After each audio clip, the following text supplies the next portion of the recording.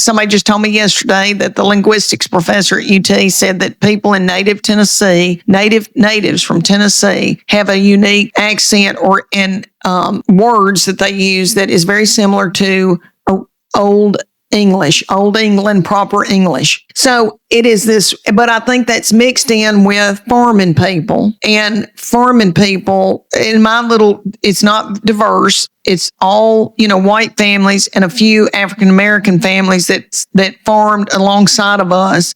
And we all sound alike. And I realized when I went to, I go on a field trip with my kids that some of the words my people have always used are words from like South Carolina, from Charleston, Savannah, down in there. And then people always get it mixed up and they go, are you from Mississippi? Are you from Georgia, South Carolina? But it's just this little pocket, I think, from Middle Tennessee that's rural talk mixed with, people that have come there to farm, I guess, from generations back. You won't believe, Sid, how many people online have been they don't mean to be mean, but they're like, there's no way, this is fake. I can't even listen to it. And I'm like, did they really think that I've got the strength to fake this? And why would if I were going to fake something, it would be probably sexier. I'll just tell you. But I had years ago when I went to the University of Tennessee, there were girls, from Chattanooga and Memphis that went to private school, and they all wanted to be friends with me, and I loved them, and they were very, hoop-de-doo people. But they enjoyed me and my accent and my colloquialisms. Mm-hmm. I know. And I always thought of y'all in Memphis as, I don't know, just like people with nice china. And I always thought, that's where the hoop-de-doo people came from.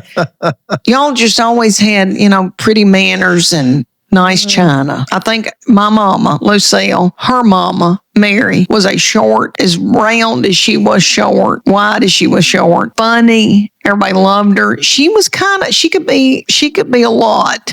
And, we were also all scared of her. But she was, she was very competitive and would, fight people in cards. If she played cards at the senior citizens, she'd get in a fight, but funny.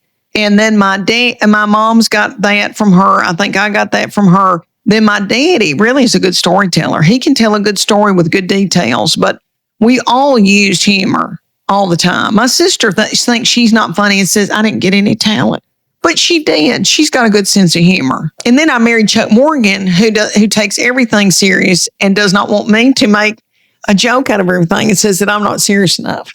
But then I had 3 precious children that are funny and fun. Uh-huh. Well, I had that dream in my heart from the time I was little. And then I've said this before in interviews, and I think it's true. I think, you go through life and your dreams seem further away, and people don't mean that you're around, but they go, well, you need to go to college, and you need to be this, you need to be a teacher, or you need to be a secretary, or you need to do, when you get to thinking, well, that's what I need to be doing. I don't need to, maybe I'm wrong for wanting to do this dream. And so I just went the traditional route and went to college, and I'm glad I did, but finished and then married Chuck Morgan. He moved me to Bean Station, Tennessee, in the foothills of the Appalachian Mountains. And the whole time, I knew I wanted to be a mama. I wanted to be married and have a bunch of kids. And I wish I'd had more kids than I did. But I wanted a bunch of children. And then always thinking, though, I'm going to be a stand-up. Like, before Chuck and I married, we went out to see my sister in California, and I got to go to the Comedy Store in LA.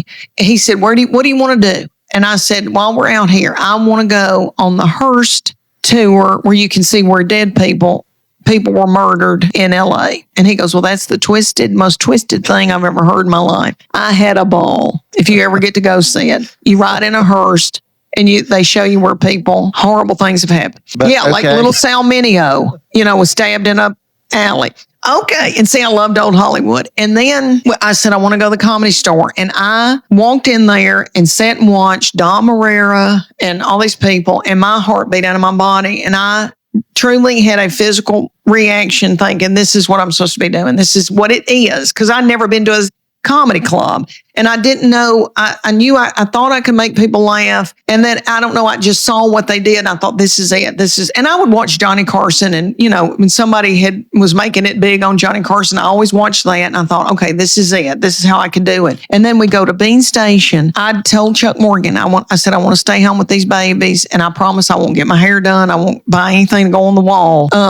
Just please let me stay home. And then I like a side hustle. And so because I do like to get my hair highlighted, So then my girlfriend said, I'm selling this jewelry like Mary Kay, like women sell Mary Kay or Tupperware. And why don't you try this? It'll give you a little money. You can, meet people and get your hair highlighted. And I started selling that jewelry in women's houses. It was like my own little comedy club. And it really and truly, every night I would start getting my shtick. I had material. And I was supposed to be talking about jewelry and how to put a clip earring on a shoe and on a pump and change the look. And I had this whole presentation they wanted me to say, and I didn't say any of it.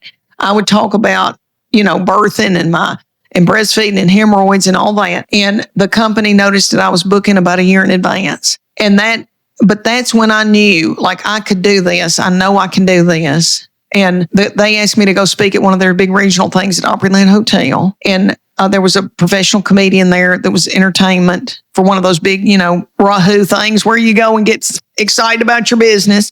And they asked me to speak about how to get booked, how to book these parties. And he said to me afterwards, Leanne, you could be a stand-up. You could do this. And that meant the world to me. I never met a stand-up, didn't know anybody in stand-up. And so when Chuck and I moved to Texas, I found a comedy club and I did open mic one time. And they moved me up to opener. When you say tequila is 2 for $1 tonight. I started out there and then I, moved my way up and got started in comedy then. So it's been over 20 something years, that I've been doing it. It's crazy. I think so, Sid. And I think that the reason why this happened to me in my 50s for it to really take off is that, I've been through perimenopause and menopause. Once a woman goes through that, it's almost like, I don't care. I don't care. And I've always talked about my children and my personal life. I've always been very open. My sister would say too open, but I've always been honest about everything. And all my materials always been about birthing and then, elementary school, middle school, all the, my marriage, all of that. But I think that's why people are responding to me is that I'm authentic. I got to give you that. I can't do math. I got a lot of flaws, Sid, but I'm authentic. This is who I am. And they know that. I think they trust me and they know that. And I think people are interested in real people and real stories. Let me tell you, Sid, middle school was a dry time for me. Nobody wanted me to speak their name. I had to do old material.